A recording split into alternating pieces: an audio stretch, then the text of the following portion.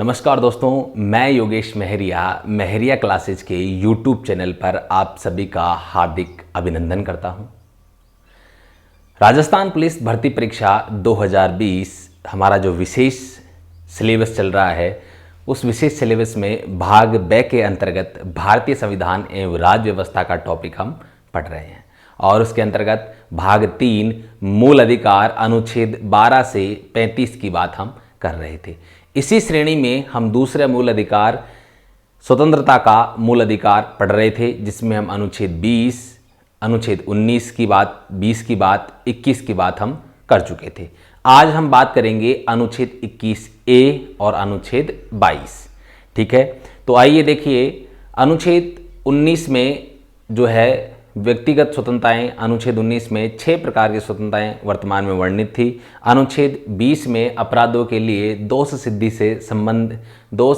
से संरक्षण के संबंध में कुछ प्रावधान थे और इसके बाद में अनुच्छेद 21 प्राण एवं दैहिक स्वतंत्रता, जिसके अंदर बहुत सारी स्वतंत्रताएं विद्यमान थी। यानी कि एक जीवन जीने के लिए जो आवश्यक दशाएं व्यक्ति के जीवन में होनी चाहिए, वे सभी अनुच्छेद 21 के अंतर्गत निहित हैं। जैसा कि मैंने बात भी की कि स्वच्छ वायु, स्वच्छ जल, स्वच्छ भोजन, इस प्रकार से स्वच्छ वातावरण, इस प्रकार की चीज़ें उसमें हैं। धूम्रपान निषेध का अधिकार भी अनुच्छेद 21 के अंतर्गत आता है। ठीक है दोस्तों, उसमें सबसे महत्वपूर्ण अपने जो बात की थी, निजता का अधिकार वर्तमान में सबसे अधिक चर्चित है।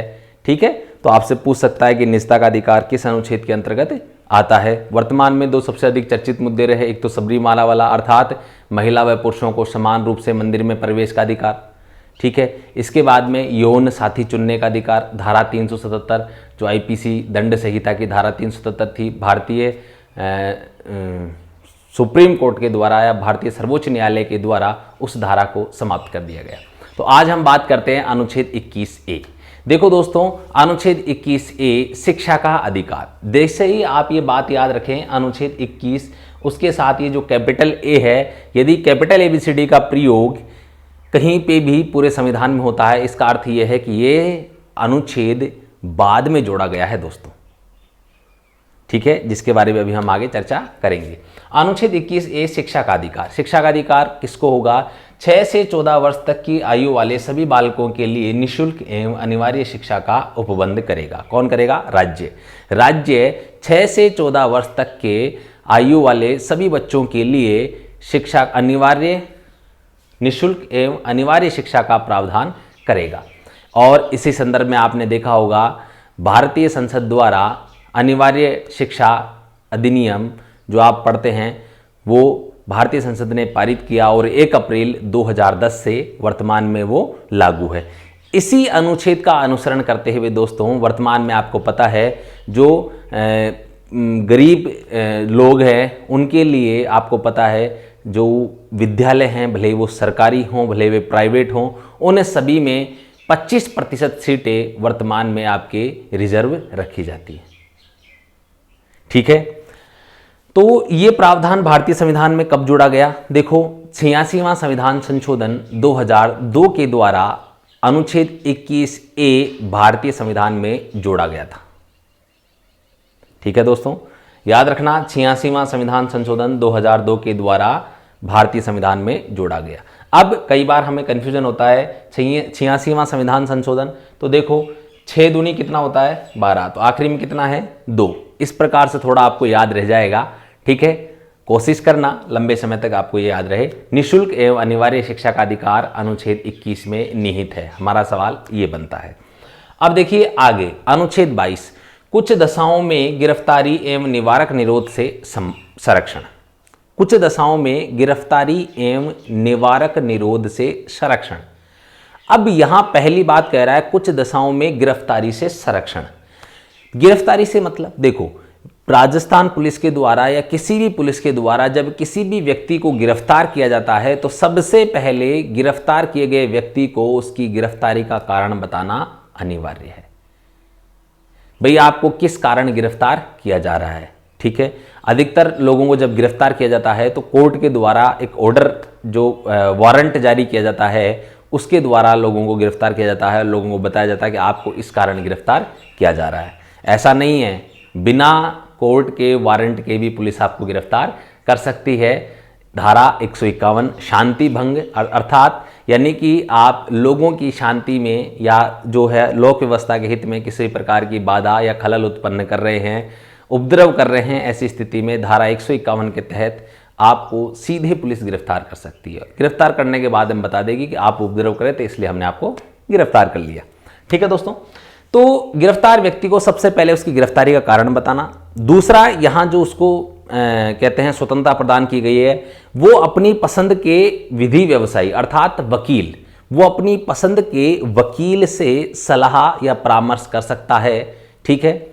तीसरी चीज, गिरफ्तार किए गए व्यक्ति को 24 घंटे के अंदर निकटतम न्यायालय में पेश करना अनिवार्य है। अर्थात पुलिस के द्वारा यदि 24 घंटे में किसी व्यक्ति को निकटतम न्यायालय में पेश नहीं किया जाता है, तो आपको पता होगा अनुच्छेद 32 का अनुसरण करते हुए हम मौलिक अधिकारों के उल्लंघन के आधार पर उच्चतम न्यायालय या उच्च न्यायालय में शरण ले सकते हैं, याचिका दायर कर सकते हैं, जिसे हम बंदी प्रत्यक्षीकरण याचिका के नाम से जानते हैं। ठीक है दोस्तों, अब कई बार सवाल आता है एग्जाम में कि सर 24 घंटे के अंदर गिरफ्तार व्यक्ति को निकटतम न्यायालय में अगर पेश करना पड़ेगा, तो सबसे बड़ी समस्या यह है कि अगर किसी व्यक्ति को तमिलनाडु से गिरफ्तार किया तो उसे 24 घंटे के अंदर राजस्थान में कैसे पेश किया जाएगा। तो देखो दोस्तों, यात्रा के लिए आवश्यक समय को छोड़कर, यानी कि जो ट्रेवल करने के लिए जो आवश्यक समय सीमा है, उस सीमा को छोड़कर 24 घंटे के अंदर न्यायालय में पेश करना अनिवार्य है। देखो दोस्तों, इसमें साफ साफ इस अनुच्छेद में लिखा गया है कि गिरफ्तारी के स्थान से न्यायालय तक का जो समय लगा है, उस समय को छोड़कर 24 घंटे के अंदर उसे व्यक्ति को न्यायालय में पेश करना अनिवार्य है। अर्थात बात यह हो गई, उस व्यक्ति को गिरफ्तार करके ले आए तो उसको थाने में 12 घंटे 14 घंटे पुलिस रख सकती है, क्योंकि उससे संबंधित जितनी भी कागजी कार्रवाई होता है, डॉक्यूमेंटेशन का जो प्रोसेस होता है, वो पुलिस को पूरा करना होता है। उससे कुछ इंटरोगेशन करना होता है, पता करना होता है कि भाई क्या है क्या नहीं है, जितनी भी तमाम जो कागजी कार्रवाइयाँ वगैरह होती है, तो वो पहले से ही कोर्ट में पूरी करके ले जाई जाती है। इसलिए पुलिस को वहां समय लगता है। इसीलिए हमारे यहां अनुच्छेद 22 के अंतर्गत ये प्रावधान किया गया है कि भाई यात्रा के लिए जो आवश्यक समय है उसको इसमें शामिल ना किया जाए। उम्मीद करता हूं आपको समझ में आ रहा होगा। आगे हम बात करते हैं गिरफ्तारी के संबंध में संरक्षण के प्रावधान दो व्यक्तियों को प्राप्त नहीं है। दो कौन से? एक तो शत्रु देश के नागरिक हैं, उनको इस संबंध में गिरफ्तारी के अंतर्गत संरक्षण प्रदान नहीं किया गया। नंबर दूसरा, वे व्यक्ति जिनको निवारक निरोध कानून के तहत गिरफ्तार किया गया है।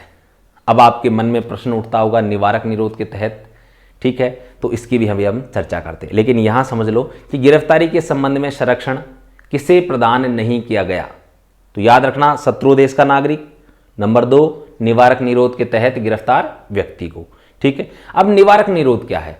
देखो, ये एक ऐसी स्थिति है या ऐसे बनाए गए कानूनों की एक ऐसी स्थिति होती है जिसमें किसी आपराधिक प्रवृत्ति के व्यक्ति, अर्थात हम आम भाषा में कह दें तो हिस्ट्री सीटर, यदि कोई व्यक्ति हिस्ट्री सीटर है तो उस व्यक्ति को अपराध करने से पूर्व ही गिरफ्तार कर लेना निवारक निरोध कहलाता है। यदि कोई व्यक्ति आपराधिक पृष्ठभूमि से आता है और पुलिस को लगता है कि यह व्यक्ति अब इस समय कोई नया अपराध कर सकता है और इसकी प्रबल संभावना है, तो ऐसी स्थिति में उसे अपराध करने से पूर्व ही पुलिस के द्वारा गिरफ्तार कर लेना ही क्या है? निवारक निरोध है। और ऐसी स्थिति में उस व्यक्ति को, क्योंकि उसकी पृष्ठभूमि कैसी है? आपराधिक पृष्ठभूमि है, इसलिए उस व्यक्ति को गिरफ्तार करके सीधे 3 महीने तक जेल भेजा जा सकता है। उसको न्यायालय में पेश करने की 24 घंटे के अंदर पेश करना अनिवार्य नहीं है। यानी मैं ये कहूं कि उसके संबंध में अभी निवारक निरोध के तहत गिरफ्तार किए गए व्यक्ति को जो ये भी 3 विशेषताएं बताई, ये उसके ऊपर लागू नहीं होती हैं। ठीक है, उसके पश्चात अधिकतम 3 महीने तक उसे जेल में रख सकते हैं। यदि उसकी ये अवधि और बढ़ानी है तो इसके लिए एक सलाहकार बोर्ड का गठन किया जाता है। सलाहकार बोर्ड एक बार में इस अवधि को 2 वर्ष के लिए बढ़ा सकता है, 2 माह। 2 वर्ष नहीं है दोस्तों, 2 माह है। तो सलाहकार बोर्ड की परामर्श पर इसे कितना बढ़ाया जा सकता है? 2 माह बढ़ाया जा सकता है। लेकिन सलाहकार बोर्ड बनेगा कैसे, इसमें कितने सदस्य होंगे, ये भी हमारे यहां कई बार सवाल पूछ लिया जाता है। तो आइए इसको भी हम क्लियर कर लेते हैं दोस्तों। देखिए दोस्तों, अभी हम यहां जो बात करेंगे सलाहकार बोर्ड के संबंध में करेंगे।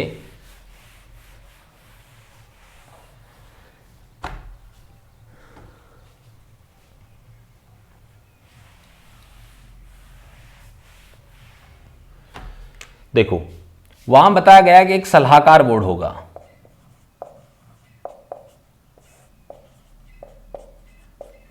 तो सलाहकार बोर्ड की जो सदस्य संरचना होगी वो कुछ इस प्रकार की होगी कि सदस्य संरचना में मैं बात करूं, एक अध्यक्ष और कम से कम 2 सदस्य होंगे, अर्थात टोटल कितने हो गए? 3। अध्यक्ष जो होगा वो उच्च न्यायालय का, हाई कोर्ट का,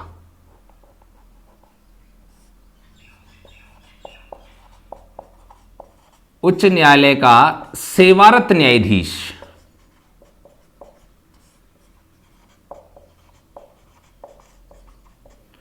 और जो आपके 2 अन्य सदस्य हैं ये उच्च न्यायालय,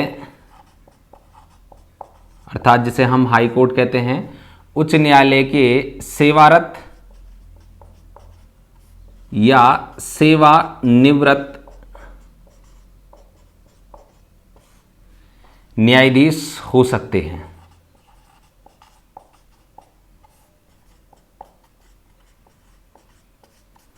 मतलब यहां यह बताया गया है कि इस सलाहकार बोर्ड का जो अध्यक्ष होगा वो तो वर्तमान हाई कोर्ट में कार्यरत जज होगा, यानी कि वर्तमान हाई कोर्ट में जो जज के रूप में कार्य कर रहा है उनमें से कोई भी एक न्यायाधीश इसका अध्यक्ष हो सकता है।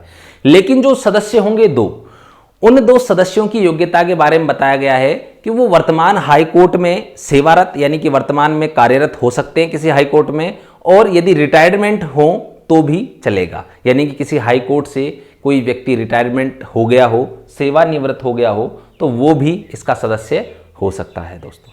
तो आपको यहां पर मुख्य रूप से ये याद रखना है, सलाहकार बोर्ड में कितने सदस्य होते हैं? टोटल सदस्य रचना कितनी है? 3, एक अध्यक्ष और कम से कम 2 सदस्य। आपके सामने सवाल बनता है कि निवारक निरोध कानून के संबंध में कौन सा कथन सही नहीं है। निवारक निरोध में अधिकतम अवधि 3 माह होगी, ठीक है।